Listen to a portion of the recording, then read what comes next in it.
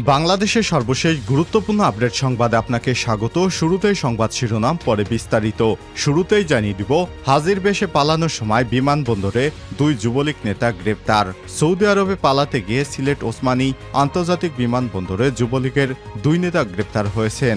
আটককৃতরা হলেন সাবেক মন্ত্রী মোহাম্মদ শাহাবুদ্দিনের ভাগিনা এবং বড়লেখা সদর ইউপি চেয়ারম্যান যুবলীগ নেতা সালেহ আহমেদ জুয়েল এবং বড়লেখা সদর ইউনিয়ন যুবলীগের সভাপতি জালাল আহমেদ। এরপর জানিয়ে দিব, আওয়ামী লীগ নেতা পান্না কিভাবে খুন হয়েছিল জানালো ভারতের পুলিশ। ভারতে পালাতে গিয়ে আওয়ামী লীগের নেতা পান্না বিএসএফের গুলিতে হত্যা হয়েছে বলে এমন একটি খবর প্রকাশিত হয়েছে, কিন্তু কিভাবে পান্নার মৃত্যু হয়েছে সে বিষয়টি স্পষ্ট করেছে আজ ভারতীয় পুলিশ। এবারে জানাবো, আওয়ামী লীগপন্থী শীর্ষ আমলারা এবার দুদকের নজরে। তালিকায় ডজনের বেশি সাবেক আমলা। আওয়ামী লীগের মন্ত্রী এমপিদের পাশাপাশি শেখ হাসিনা সরকারের আমলে প্রশাসনের শীর্ষ পদে থাকা কর্মকর্তাদের সম্পদের খোঁজে মাঠে নামছে দুর্নীতি দমন কমিশন দুদক। গত 15 বছরে যেসব আমলা গুরুত্বপূর্ণ পদ থেকে বিভিন্ন সুযোগ সুবিধা নিয়েছেন, শীঘ্রই তাদের বিষয়ে অনুসন্ধানের নীতিগত সিদ্ধান্ত নেওয়া হয়েছে। এদিকে সিসির কলাম নিয়ে তোলপাড়, আলোচনার জন্য কাউকে পাচ্ছেন না।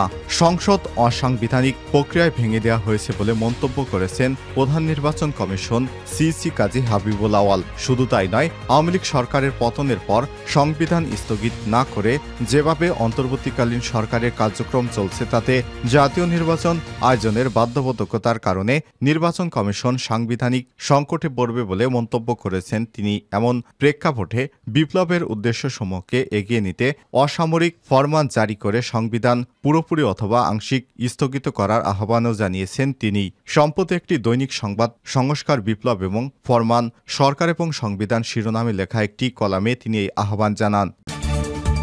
এবারে জানাবো দুঃসংবাদ, বন্যায় মৃতের সংখ্যা 52, কমছে পানি, বাড়ছে লাশ। ফেনীতে একদিনেই 15 জনের মরদেহ পাওয়া গিয়েছে। এবং সর্বশেষ জানিয়ে দিব, শেখ হাসিনার আশ্রয় নিয়ে মধ্যপ্রাচ্যের একটি দেশের সঙ্গে কথাবার্তা শুরু করেছে মোদি। কোটা আন্দোলনকে কেন্দ্র করে গত 5 আগস্ট আওয়ামী লীগ সরকারের পতন হয়। ওই দিন তিনি পদত্যাগ করে ভারতে পালিয়ে যান। তার পতনের পর শুধু আওয়ামী লীগ সরকার নয়, বরং হারিয়ে গেছে শেখ পরিবার। 5 আগস্ট দুপুরে পদত্যাগ করে দেশ ছাড়তে বাধ্য হয় শেখ হাসিনা। তার সময় লেগেছিল মাত্র 45 মিনিট। ভারতের সর্বশেষ সরকারি বক্তব্য অনুযায়ী শেখ হাসিনা এবার ভারতে আসাটা ছিল সাময়িক। পররাষ্ট্রমন্ত্রী এস জয়শঙ্কর গত 6 আগস্ট দেশের পার্লামেন্টে বাংলাদেশ পরিস্থিতি নিয়ে বিবৃতি দিতে গিয়ে এই প্রসঙ্গে ফর দ্য মোমেন্ট তখনকার মতো কথাটা ব্যবহার করেছিলেন এবং তারপর থেকে সরকার আর এ বিষয়ে নতুন করে কোনো ভাষ্য দেয়নি। তার কারণ হলো, শেখ হাসিনাকে নিরাপদে কোনো তৃতীয় দেশে পাঠানোর চেষ্টা তখন পুরোদস্তর অব্যাহত আছে। তবে সেটা যদি চট করে সফল নাও হয়, তাহলে দিল্লি তাকে রাজনৈতিক আশ্রয় দিবে, যতদিন খুশি ভারতে রাখবে, কোনো দ্বিধা করবে না। তবে শেষ পর্যন্ত ভারতীয় শীর্ষস্থানীয় কর্মকর্তারা জানিয়েছে, মধ্যপ্রাচ্যের কোনো একটি দেশের সঙ্গে শেখ হাসিনার আশ্রয় দেওয়ার ব্যাপারে ভারত কথাবার্তা বলতে শুরু করেছে। এ থেকে স্পষ্ট হলো, শেখ হাসিনা আর বেশি দিন ভারতে থাকবেন না। প্রিয় দর্শক, এতক্ষণ শুনছিলেন সংবাদ শিরোনাম, এবারে বিস্তারিত। তবে তার আগে বন্ধুরা, অনুরোধ থাকবে এই সংবাদটিতে একটি লাইক দিন। এই চ্যানেলে আপনি নতুন হয়ে থাকলে আমাদের সংবাদটি দেখতে দেখতে চ্যানেলটি সাবস্ক্রাইব করে রাখুন। কমেন্ট করে আপনার মূল্যবান মতামত জানিয়ে দিন বন্ধুরা, আপনি বিশ্বের কোন দেশ থেকে বা বাংলাদেশের কোন স্থান থেকে আমাদের সংবাদটি দেখছেন এবং শুনছেন। এবারে বিস্তারিত। হাজির বেশে পালানোর সময় বিমানবন্দরে দুই যুবলীগ নেতা গ্রেপ্তার। ইমিগ্রেশন পুলিশ সূত্র থেকে জানা যায়, আটককৃত দুইজন দেশ থেকে পালিয়ে সৌদি আরবের উদ্দেশ্যে যাত্রা করছিলেন। আর সিলেট বিমানবন্দরে আসেন। পরে বিকাল 5টার দিকে ইমিগ্রেশন ডেস্কে গেলে পুলিশ তাদের আটক করে। এই দুজন হচ্ছেন সাবেক মন্ত্রী মোহাম্মদ শাহাবুদ্দিনের ভাগিনা এবং বড়লেখা সদর ইউপি চেয়ারম্যান যুবলীগ নেতা সালেহ আহমেদ জুয়েল। সৌদি আরবে পালাতে গিয়ে সিলেট ওসমানী আন্তর্জাতিক বিমানবন্দরে যুবলীগের দুই নেতা আজ গ্রেপ্তার হয়েছেন। আওয়ামী লীগ নেতা পান্না কিভাবে খুন হয়েছিলেন জানালেন ভারতের পুলিশ। ভারতে পালিয়ে যাওয়ার সময় ছাত্রলীগের সাবেক কেন্দ্রীয় সাধারণ সম্পাদক এবং পিরোজপুর জেলা আওয়ামী লীগের নির্বাহী কমিটির সদস্য ইসাক আলী খান পান্নার মৃত্যুর খবর আগেই পাওয়া গিয়েছিল, কিন্তু তার মৃত্যু কিভাবে হয়েছে তা নিয়ে ছিল নানান প্রশ্ন। অবশেষে সব প্রশ্নের উত্তর পাওয়া গেছে। ভারতীয় পুলিশ বলছে পান্নাকে শ্বাসরুদ্ধ করা হয়েছিল। এছাড়াও তার শরীরে একাধিক আঘাতের চিহ্নও পাওয়া গেছে। বৃহস্পতিবার 29 আগস্ট রাতে এক প্রতিবেদনে সব তথ্য জানিয়েছে ভারতীয় সংবাদ মাধ্যম এনডিটিভি। প্রতিবেদনে বলা হয়েছে, সাবেক প্রধানমন্ত্রী শেখ হাসিনার পতনের পর ইসাক আলী খান পান্না দেশ ছেড়ে ভারতে পালিয়ে যাচ্ছিলেন। মেঘালয়ে বাংলাদেশ সীমান্তের কাছেই মৃত অবস্থায় পাওয়া গেছে বলে মেঘালয় পুলিশ বৃহস্পতিবার এক প্রেস বিজ্ঞপ্তিতে বিষয়টি জানিয়েছে। রাজ্যটির পুলিশ বেশ কয়েকটি সূত্র জানিয়েছে, পান্নার পোস্টমর্টেম রিপোর্ট থেকে বোঝা যায় যে তাকে শ্বাসরুদ্ধ করে হত্যা করা হয়েছে। মেঘালয় পুলিশ জানিয়েছে, গত 26 আগস্ট মেঘালয়ের পূর্ব জৈন্তিয়া পাহাড়ের দোনা ভই গ্রামের একটি সুপারি বাগানের মধ্যে ইসাক আলী খান পান্নার আধা পচা মৃতদেহ পাওয়া যায়। ওই এলাকাটি ভারত বাংলাদেশ সীমান্ত থেকে 1.5 কিলোমিটার দূরে। আওয়ামী লীগপন্থী শীর্ষ আমলারা এবার দুদকের নজরে। তালিকায় ডজনের বেশি সাবেক আমলা। আওয়ামী লীগের মন্ত্রী এমপিদের পাশাপাশি শেখ হাসিনা সরকারের আমলে প্রশাসনের শীর্ষ পদে থাকা কর্মকর্তাদের সম্পদের খোঁজে মাঠে নামছে দুর্নীতি কমিশন দুদক। গত 15 বছরে যেসব আমলা গুরুত্বপূর্ণ পদে থেকে বিভিন্ন সুযোগ সুবিধা নিয়েছেন, শীঘ্রই তাদের বিষয়ে অনুসন্ধানের নীতিগত সিদ্ধান্ত নেওয়া হয়েছে। সাবেক মন্ত্রিপরিষদ সচিব এবং প্রধানমন্ত্রীর মুখ্য সচিবদের সম্পদের তথ্য তলবের মধ্য দিয়ে শুরু হবে এই প্রক্রিয়া। এরপর তদন্তের আওতায় আসবেন সাবেক জনপ্রশাসন সচিব এবং জ্বালানি সচিবেরা। এর বাইরে আওয়ামী লীগের আমলে সুবিধাভোগী বেশ কয়েকজন আমলার বিরুদ্ধে দুদকে অভিযোগ জমা পড়েছে বলে জানিয়েছেন সংশ্লিষ্টরা। জানা গেছে, বিগত 15 বছরে সরকারের আশীর্বাদ পুষ্ট হয়ে ক্ষমতার দাপট দেখিয়েছে আমলারা। বিভিন্ন সময়ে অনেকের বিরুদ্ধে সুনির্দিষ্ট অভিযোগ পেয়েছে দুদক। তবে বিভিন্ন মহলের চাপের কারণে এতদিন সেসব অভিযোগ নিয়ে কাজ করতে পারেনি সংস্থাটি। রাজনৈতিক পট পরিবর্তনের পর এবার সেসব অভিযোগ অনুসন্ধান করার সিদ্ধান্ত নেওয়া হয়েছে। এরই মধ্যে দীর্ঘদিন লাল ফিতায় বন্দী থাকা অনেক গুরুত্বপূর্ণ ফাইল নিয়ে নতুন করে তদন্ত শুরু করেছে দুদক। সূত্র জানায়, গত সরকারের কয়েক ডজন প্রভাবশালী আমলার বিরুদ্ধে নজিরবিহীন অনিয়ম এবং দুর্নীতির অভিযোগ রয়েছে।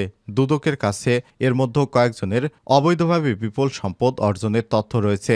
চাকরি জীবনে ক্ষমতার অপব্যবহার, ঘুষ, উন্নয়ন প্রকল্প থেকে কমিশন নেওয়া সহ বিভিন্ন অনিয়মে জোরে মালিক হয়েছেন শত শত কোটি টাকার। এসব অবৈধ অর্থে তারা দেশে বিদেশে বিপুল সম্পদ গড়েছেন। বিভিন্ন ব্যাংকে নামে বেনামে কোটি কোটি টাকার সম্পদ এফডিআর করেছেন।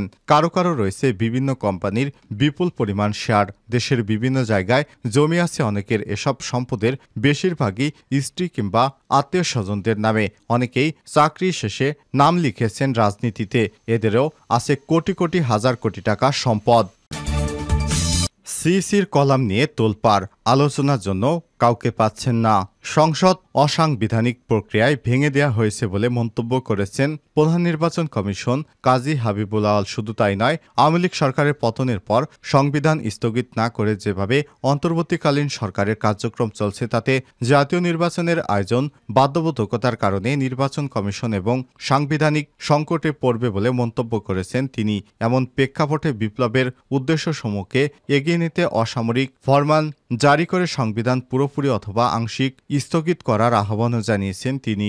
সম্প্রতি দৈনিক সংবাদপত্রে সংস্কার বিপ্লব ফরমান সরকার এবং সংবিধান শিরোনামে লেখা একটি কলামে তিনি আহ্বান জানান। এই কলাম লেখার কারণে ব্যাখ্যা করে তিনি বলেছেন, আলোচনার জন্য কাউকে তিনি পাচ্ছেন না। তাই নির্বাচন কমিশন যে সাংবিধানিক সংকটে পড়েছে সেটা পত্রিকায় লেখা জনগণকে অবহিত করাই সমীচীন বলে মনে করছেন। ছাত্র জনতার অভ্যুত্থানে শেখ হাসিনা সরকারের পতনের পর প্রায় 3 সপ্তাহ নিশ্চুপ থাকার পর হঠাৎ করে সংবাদপত্রের কলম লিখে নিজের মতামত জানিয়েছে সিইসি কাজী হাবিবুল আওয়াল। এরপর থেকে তার বক্তব্য নিয়ে ব্যাপক তোলপাড় চলছে। গুরুত্বপূর্ণ সাংবিধানিক পদে থেকেও পতিত স্বৈরাচারের দোসর হিসেবে কাজ করা এবং সর্বশেষ অন্তর্বর্তী সরকারের কার্যক্রম নিয়ে আইনি প্রশ্ন তোলায় তার পদত্যাগ এবং বিচার দাবি করছেন অনেকেই। আইন বিশেষজ্ঞরা বলছেন, অন্তর্বর্তী সরকারের সাংবিধানিক স্বীকৃতি নিয়ে প্রশ্ন তোলার পর তার এ পদে বসে থাকার কোনো সুযোগ নেই। দেশব্যাপী ছাত্র জনতার গণ অভ্যুত্থানের মুখে ক্ষমতাচ্যুত হয়ে গত 5 আগস্ট দেশ ছেড়ে পালিয়ে যায় শেখ হাসিনা। পরদিনই সংসদ ভেঙে দেন রাষ্ট্রপতি মোহাম্মদ শাহাবুদ্দিন। এমন প্রেক্ষাপটে 8 আগস্ট নোবেল বিজয়ী অর্থনীতিবিদ অধ্যাপক ডক্টর মোহাম্মদ ইউনূসের নেতৃত্বে অন্তর্বর্তীকালীন সরকার শপথ নেয়। তার আগে দেশে ক্লান্তি লগ্নে অন্তর্বর্তী সরকারের গঠনে সাংবিধানিক কোনো বাধা নেই বলে জানান সর্বোচ্চ আদালত। শেখ হাসিনা সরকার পতনের পর দেশজুড়ে বিভিন্ন বিশ্ববিদ্যালয় ভিসি ছাড়াও সাংবিধানিক এবং স্বায়ত্তশাসিত প্রতিষ্ঠানের প্রধানদের পদত্যাগের হিড়িক পড়ে। শিক্ষার্থীদের আন্দোলনের মুখে পদত্যাগে বাধ্য হন প্রধান বিচারপতিও। পাশাপাশি তারা নির্বাচন কমিশন অন্যান্য সাংবিধানিক প্রতিষ্ঠানের প্রধানদের পদত্যাগের আহ্বান জানান, কিন্তু শিক্ষার্থীদের সেই আহ্বানে সাড়া না দিয়ে সরকারের সংকেতের অপেক্ষায় বসে আছে সিইসি সহ অন্যান্য নির্বাচন কমিশনেরা। সরকার পতনের পর ইস্যুতে তারা কোনো বক্তব্য দিচ্ছেন না। এমন প্রেক্ষাপটে গত শনিবার 24 আগস্ট একটি পত্রিকায় লেখা কলমের মাধ্যমে সিইসি নিজের বক্তব্য তুলে ধরেন। তিনি বলেন, ছাত্র জনতার সফল বিপ্লবের মধ্য দিয়ে গত 5 আগস্ট আওয়ামী স্বৈরশাসনের পতন হয়েছে। বিপ্লবটি ছিল তরুণদের শক্তিকে উদ্দীপ্ত, ব্যাপক জনসম্পৃক্ত, অনন্য সাধারণ এক অসাধ্য সাধন। অসংখ্য নিরীহ কিশোর, শিশোর, তরুণ এবং বৃদ্ধকে জীবন দিতে হয়েছে। তবে বিশেষ একটি কারণে বিপ্লবোত্তর এই সময় খানিকটা সাংবিধানিক শূন্যতা বা দৃশ্যমান। সংবিধান কতটুকু বা কিভাবে বলবৎ আছে বোধগম্য হচ্ছে না। স্পষ্টতা প্রয়োজন, অস্পষ্ট এবং অনাকাঙ্ক্ষিত। ভবিষ্যতে আইনগত জটিলতা হতে পারে।